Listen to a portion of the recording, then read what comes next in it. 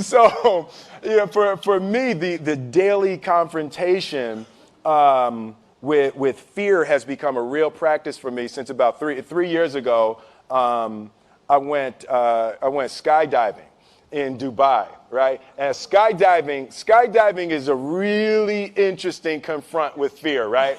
So I gotta stand up. I'm sorry, I gotta stand up. All right. So all your friends, what happens? You go out. I dropped my thing. Yeah. So what happens is you go out the night before and you take a drink with your friends, and somebody says, "Yeah, we should go skydiving tomorrow."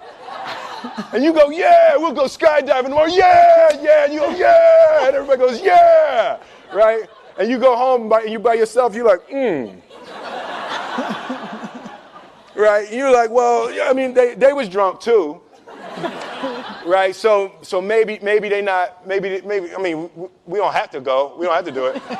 So then that night you're laying in your bed and you just keep, and you're terrified. You keep imagining over and over again jumping out of an airplane, and you can't figure out why you would do that, right? And you're laying there and you have the worst night's sleep of your life, but you still have the hope that your friends were drunk, right? So you wake up the next day and you go, down and you say where you were going to meet and everybody's there. You're like, oh, shit. All right, cool. Right? So you get in the van and you don't know that your friends had the same night that you had because they're pretending like they didn't. They're like, yeah, man, my uncle's a Navy SEAL and, this is going to be great. I've been looking forward to this. And you're like, oh, my God. And your stomach is terrible. You can't eat and everything, but you don't want to be the only punk who doesn't jump out of this airplane. So you do a thing, and what you do is your first jump, you're attached to a guy who is going, he's going to walk you out. So you go and you get there and there's an airplane and nobody's stopping. Everybody's still going. So you get onto the airplane and you're sitting there and it's extra because you're sitting on some dude's lap, some stranger. You're sitting on his lap. And it's like, you're trying to make small talk. Yeah, man. So you be jumping with people all the time, huh? So everything's normal. So you fly and you go up to 14,000 feet, and you notice there's a light. It's red and it's yellow and green, right? So right now the light's red. So then you start thinking at some point the light's going to go green, but you don't know what's going to happen, right? And you wait and it goes yellow and the light goes green and somebody opens the door, and in that moment you realize you've never been in a freaking airplane with the door open. Terror, right?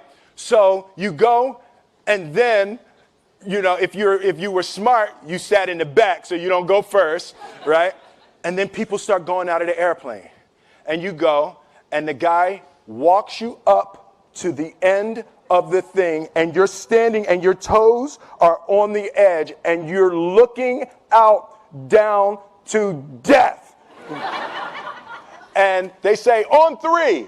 And they say, 1, 2. And he pushes you on 2 because people grab on 3.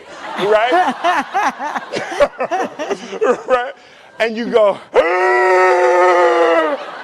and you fall out of the airplane. And in 1 second, you realize that it's the most blissful experience of your life. You're flying, right? It doesn't feel like falling, right? It's like you actually are kind of held a little bit by the wind, and then you start falling, and there's zero fear. You realize that the point of maximum danger is the point of minimum fear.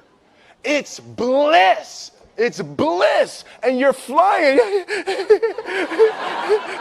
right? And you're doing that, and then 20 seconds, 25 seconds, 40 seconds, and you have enough time to just kind of be like, oh, shit, that's that building. I like that one. Oh, you can see the ocean. Right? You start doing all of that, and the lesson for me was, why were you scared in your bed the night before? What do you need that fear for?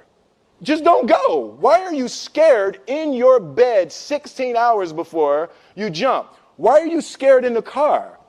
Why could you not enjoy breakfast? What did you need that? The fear is fear of what? You're nowhere even near the airplane. Everything up to the stepping out, there's actually no reason to be scared. It only just ruins your day. You don't have to jump. And then in that moment, all of a sudden, where you should be terrified is the most blissful experience of your life.